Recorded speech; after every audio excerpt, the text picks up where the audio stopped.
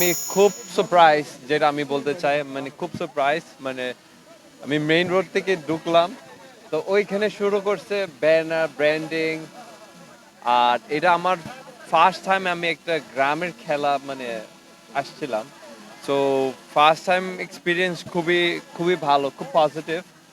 তো আমি জানি না অন্য গ্রামে এরকম মানে মানিকগঞ্জের মানে সেম নাকি, বাট এটা আমার প্রথমে। সো এটা খুব পজিটিভ, খুব ভালো লাগতেছে। মাঠ একটু ছোট, আমি মনে করি এইখানে 9 ভার্সেস 9 হবে, বাট ওভারঅল মানে সারাউন্ডিংস খুব সুন্দর। ফুটবল নিয়ে আপনার কি পরিকল্পনা আছে বাংলাদেশে উন্নত করার জন্য? ফুটবলের ফুটবল তো আমরা সবসময় ইয়ের সাথে আছি, ফুটবলের সাথে সবসময় আছি। তা এই বছর সাফ চ্যাম্পিয়নশিপ মেবি হবে, সামনে একটা ম্যাচ আছে সিঙ্গাপুরের সাথে। তো ওইটা আমার টার্গেট। আর মাঝখানে মেবি একটা টুর্নামেন্ট হইতে পারে, এটা আপ টু বিএফএফ।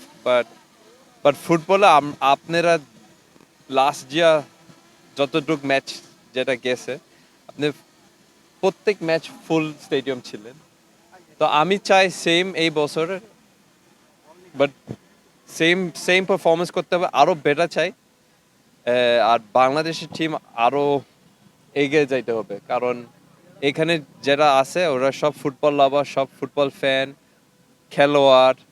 তো সব মিলে আমরা সবাই এগিয়ে যাইতে হবে।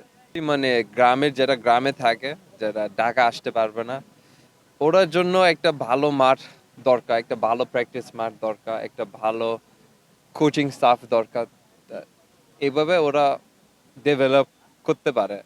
কারণ আপনারা যারা গ্রামে থাকেন, ওই সবাই একটা স্বপ্ন আছে যে একদিন আমরা প্রফেশনাল প্লেয়ার হিসাবে ফুটবল খেলবো, তারপরে ন্যাশনাল টিমেও ঢুকবো। সো এই এই স্বপ্ন আমি ফুলফিল করতে চাই, যারা মানে যে বাচ্চারা যারা গ্রামে ফুটবল